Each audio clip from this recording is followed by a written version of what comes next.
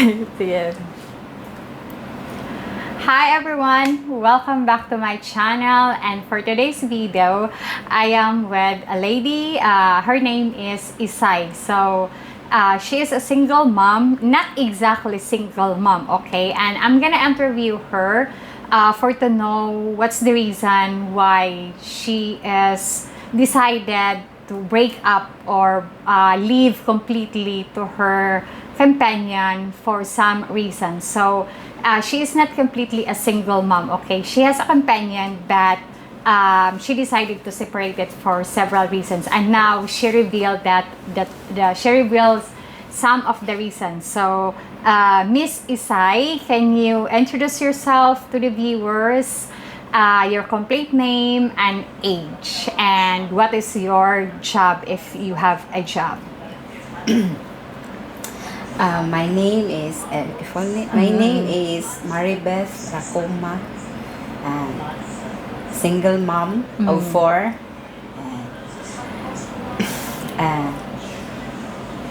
What is your job? My job is production. Okay. Her job is a production worker. She's a production worker in one of the company here in Lapu-Lapu. As you can see, some of my subscribers who are already been here in Lapu-Lapu. She is working in one of the company close to the airport, in that area, so close to the airport. And how long you been working as a production worker? 7 months. 7 months. And how is the salary?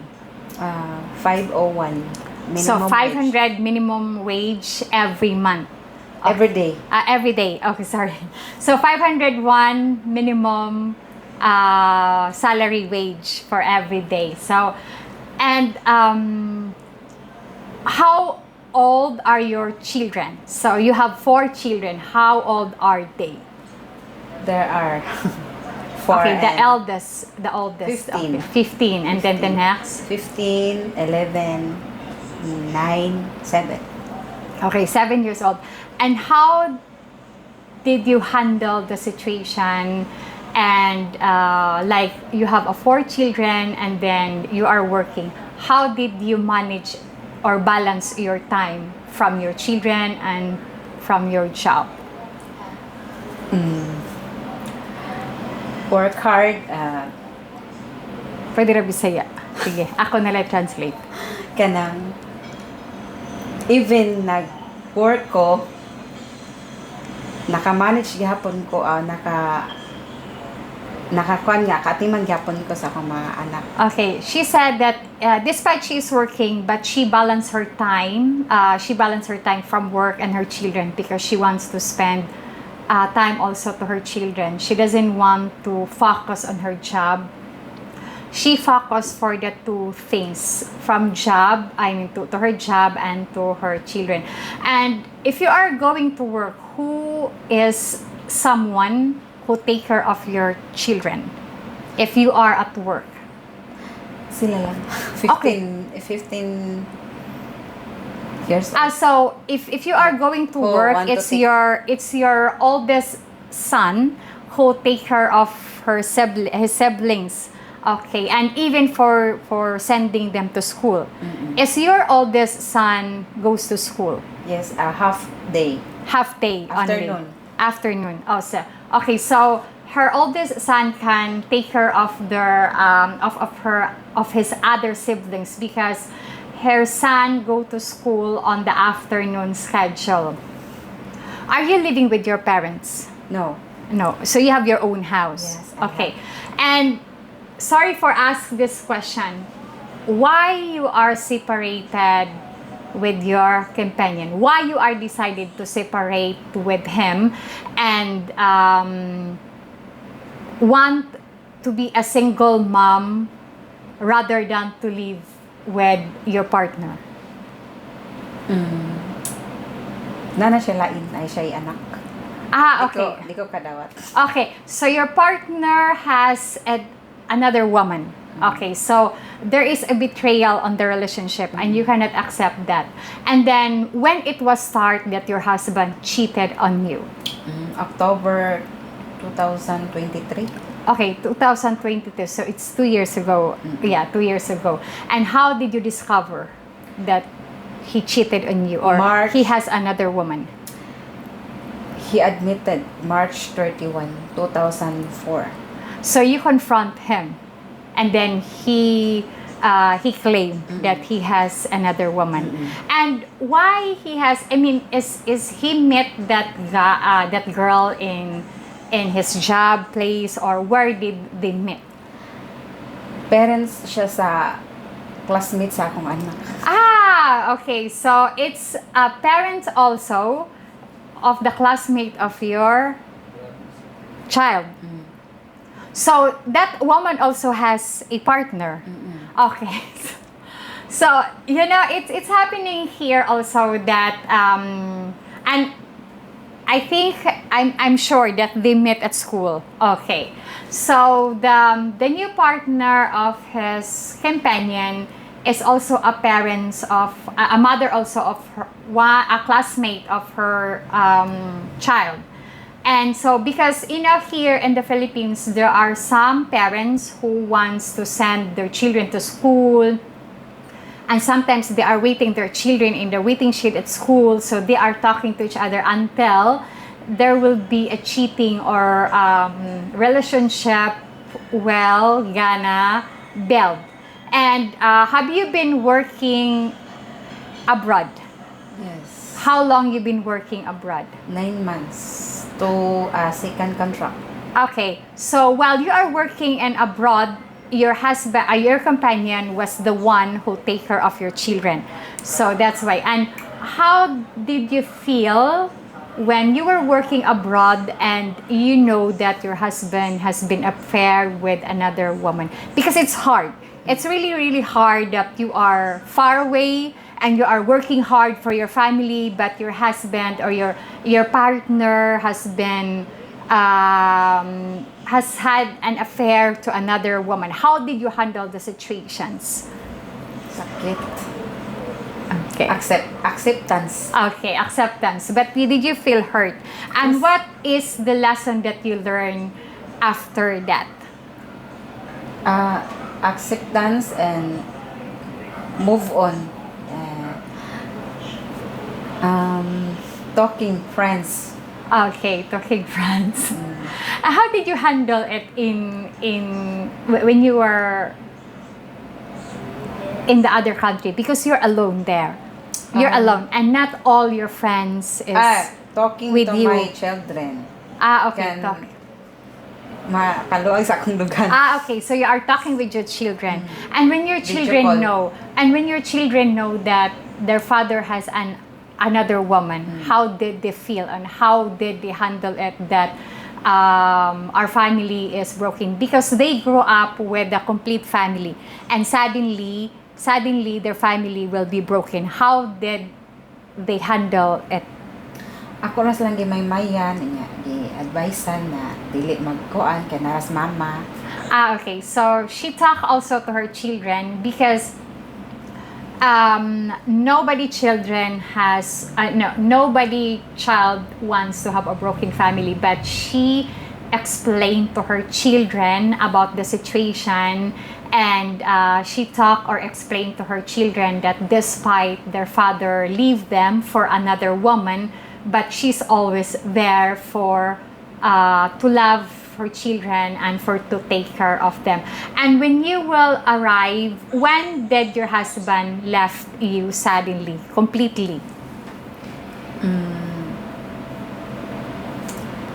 Ara siya, nag-decide lang siya nga, mo palayo na siya, mo biya na siya namo.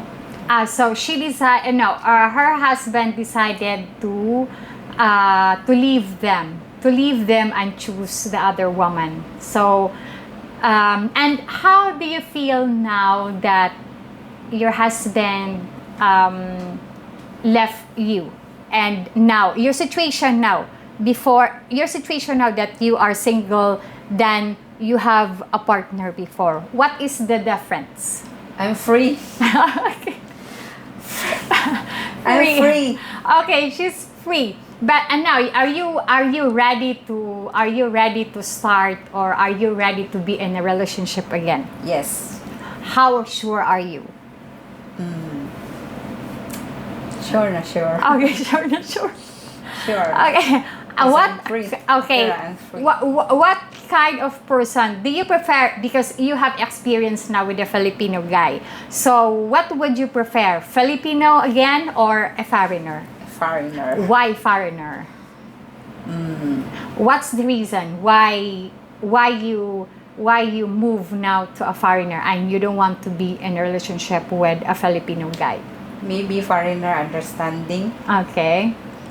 loving, and caring. Okay. And what kind of attitude of a guy that you really would like to be with and then spend the rest of your life? Understanding, Okay. What else? caring, loving. Okay. Do you have a specific age? 50 plus. 50 plus, okay. 50 plus, maybe 50 to 59 or 60, so maybe like that. Okay. And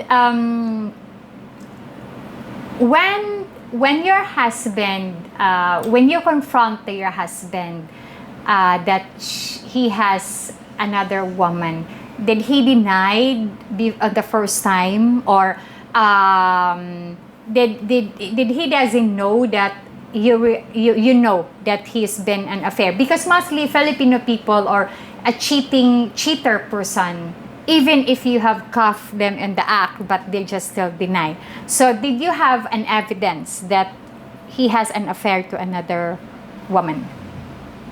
And how did you know that another woman is pregnant? Silingan. Okay. So it's Friends. Marites. Okay. It's Marites from their friends. Okay. So her husband left her. Her husband left her when she was. And did she has an affair when you were working, right? Yeah. Okay. So mostly here in the Philippines, if the woman working an OFW in other country, but it's their husband who stay here in the Philippines, sometimes the husband finding another woman, and then sometimes the husband also is been spending the money of their wife, while their wife is very hard work to earn money in the other country, work 24/7, but they just wasting the money here, like going nightlife and drinking beer with friends, and then what? Temptation is everywhere. Okay, temptation is everywhere. And how's your work when you were? What was your job in other country when you were working there? DH. Okay, it's domestic helper. Okay, she was working as a domestic helper in other countries, so that's why her companion or her live-in partner cheated on her. Are you married with your companion or your live-in partner? Are you married with him?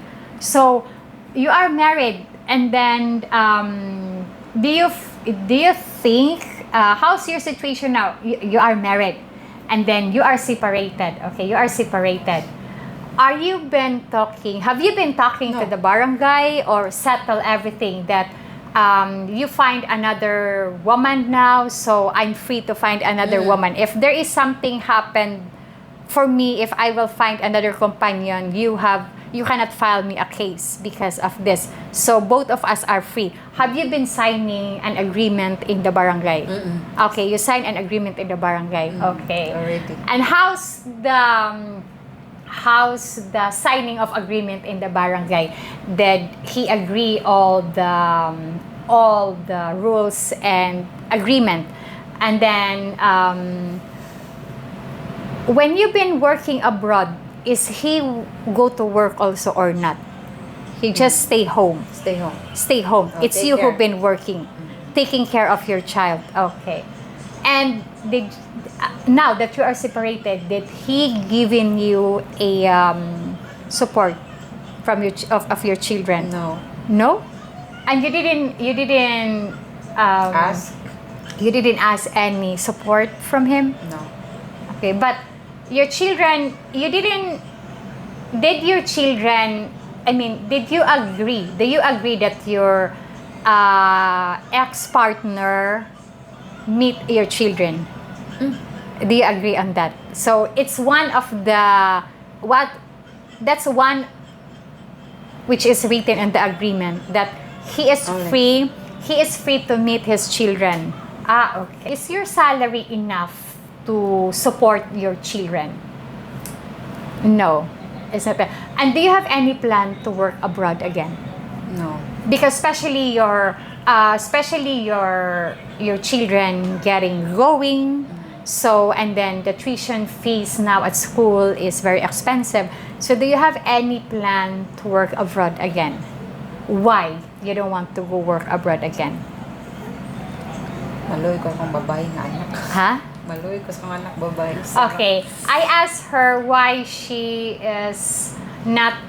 doesn't want to go work abroad because here it's expensive, and then the place where she is working, the salary is not higher, okay, high. So I asked her if she has planned to work abroad again for her children, for the education of her children, but she said no, she doesn't want to go work abroad again, and she feels pity on her youngest child, who is a girl. Okay, who is a girl. Yeah, you are right. You know, your decision is very right not to leave your children again, because it's really hard to live far away from your children, right? You experience that, okay? And then especially, it's not completely the same taking care by the real mom and the taking care of the relatives, right? Okay, because here in the Philippines, if the mother left their children to the relatives, even if they are the relatives, even if they are grandmothers, so they are not treat the same what the real mother treat to their own children. So that's why there are some OFW that it's really hard to them to leave their children, especially if their children is too young to leave. Okay. So what was your parents' reaction when they know that you are separated with your husband? Not to accept again. Huh? Di na dawaton. Okay. I asked her if what's her parents' reaction when when her husband when they are separated, when their husband and then she said that her parents told to her, don't accept again. Okay, don't accept again. But fortunately, your parents didn't get involved in your problem or in your situation, because there are some parents also here in the Philippines that the parents would like to involve on the problem of their children or their child or their son or daughter, if their daughter have been separated, or if there is a argument between the husband and the wife. It's a family matter, but the parents wants to involve it. And fortunately, your oldest son understand very well. Fortunately, your children accept the situation. Okay. And are you strong person? Why? How long you been move on after the situation? After you know that your husband cheated on you, and then how long it takes that you move on? Maybe 3 months. 3 months? 3 months to 4 months. 3 months to 4 months? Okay. And how did you heal yourself? Lingor ako sa trabaho. Okay. So you focus, or you give more time to your work, okay, than to focus on the bad situation in your life. Okay. Yes. So, okay, so it's very horrible because here, I'm gonna tell to you, not only a woman who cheated on their companion, it's also a Filipino guy cheated on their partner. If their partner, is working abroad. Unfortunately, you didn't file them a case when you know, especially when you know that the other woman get pregnant. Okay, and fortunately, you didn't file them a case. Why you are decided not to file them a case? Because it's adultery. Ano? I think it's bigamy. Okay. Adultery, I think so. So, adultery and bigamy, they are included on that. Okay. Why you are decided not to file them a case? Not interested. Wasting time. Okay. Okay, she's not interested to file them a case, and she said it's wasting time. Yeah, you are right. You don't wa- you don't need to waste your time to the not valuable people, and better that you focus on your life, yeah, and to your children, right? And focus your life and prove especially to him, that you can stand without him and you are happy without him. Are you happy now? Yes. How's your life now? Happy or still healing? Happy. Happy? So you are 100% completely healed, and you really want to start a new beginning or a new chapter of your life. Yes. Okay. Do you have any plan to file an annulment? No. If possible. Yes. Okay, yes. But the annulment is too expensive. You are planning to file an annulment if you are be able to afford it. Yes. Okay, because I'm sure, you want completely to set free. Because if you are get married, you cannot get married to another guy.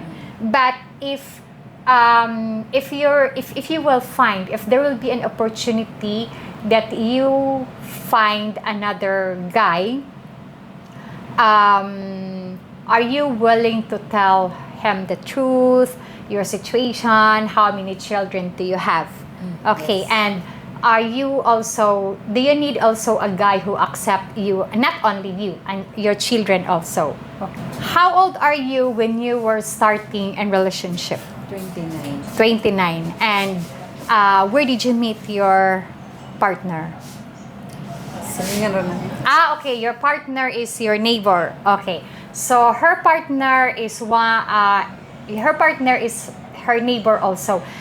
So when you've been in relationship, and then after you decided to live together. So pila mo ka tuig nag-ipon before mo nagpakasal? 2019. 9 9 years? Okay, so you are living together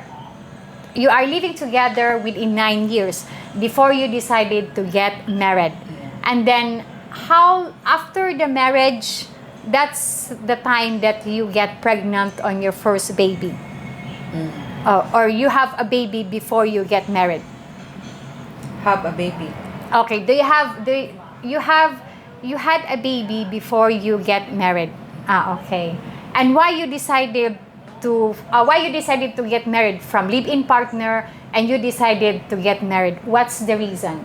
Because there are some Filipino people or Filipino couple, they prefer to live together rather than to get married. Why you decide to live in together, cohabitate, and then move to a marriage? Sa mga bata.